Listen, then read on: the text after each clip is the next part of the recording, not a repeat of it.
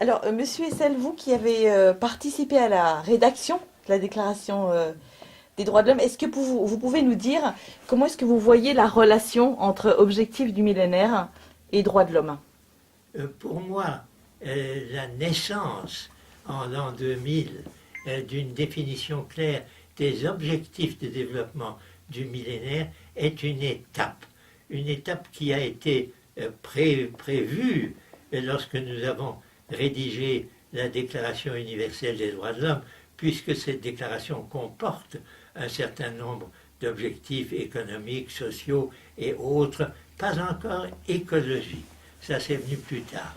Mais quand même, dans la déclaration, il y a déjà en substance tous ces progrès nécessaires sans lesquels l'humanité ne franchira pas les caps qui sont devant elle.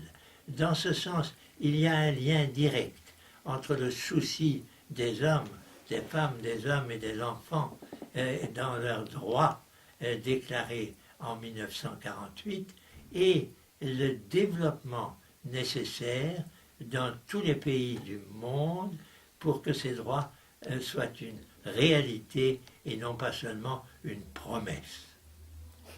Merci beaucoup, Monsieur Essel. J'aimerais en fait que vous puissiez nous dire quel message vous aimeriez délivrer au gouvernement pour justement renforcer l'accélération dans la mise en œuvre des objectifs du millénaire. Nous sommes dans une phase très différente de celle des siècles précédents en ce qui concerne le rôle des gouvernements des États membres de l'Organisation des Nations Unies. Ils sont 192 et ils ont en commun un certain nombre d'obligations qui sont inscrites dans les grands textes internationaux et dont malheureusement ils ne s'acquittent pas toujours avec la diligence nécessaire. Leur rappeler les devoirs qui sont les leurs, les engagements qu'ils ont pris au terme de conventions, de traités, de pactes, c'est nécessaire pour ne pas les laisser aller seulement vers ce qu'ils considèrent comme leurs intérêts propres. Chaque gouvernement qui veut se faire réélire à la prochaine échéance et pour cela veut faire des concessions à son électorat, ça c'est quelque chose qui n'est plus admissible de nos jours. Nous devons nous référer à ce qu'a fait un homme comme Roosevelt en 1933 et des hommes comme d'autres grands leaders démocratiques, Pierre Mendès France et d'autres, pour dire le rôle des gouvernements aujourd'hui est un rôle accru de responsabilité.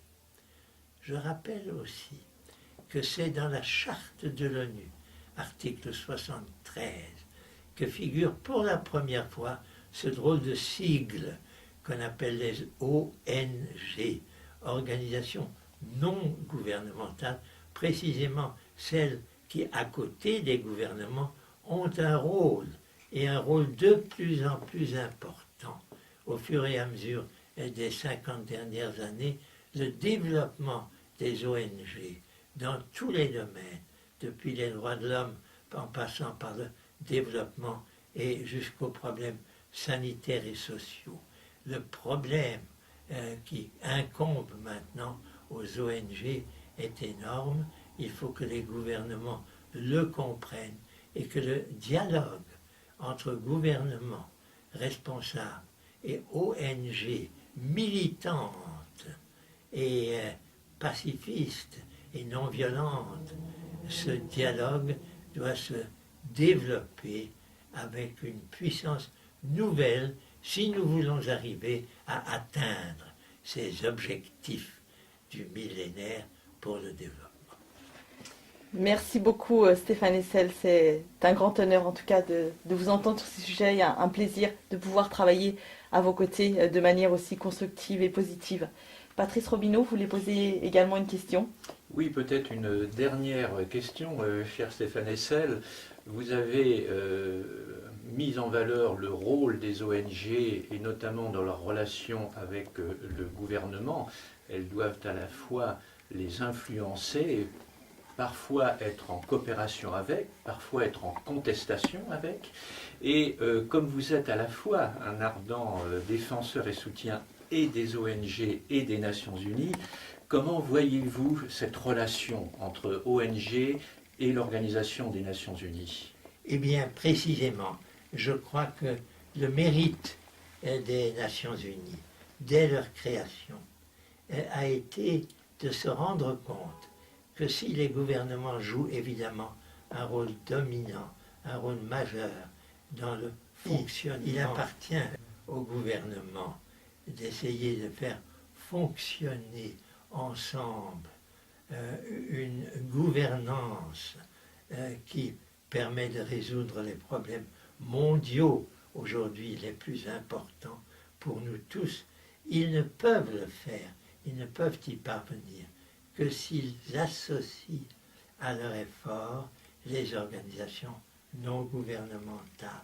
Il me semble à cet égard, les Nations Unies donnent l'exemple d'une institution qui, plus peut-être que les institutions européennes ou d'autres, associe véritablement à leur travail les grandes organisations non gouvernementales. Et ça, c'est nécessaire. Merci beaucoup Stéphane Hessel pour vos témoignages et pour votre engagement et soutien moral précieux dans le cadre du Forum international du colloque sur les objectifs du millénaire au Palais des Nations Unies. Merci encore. Merci à vous.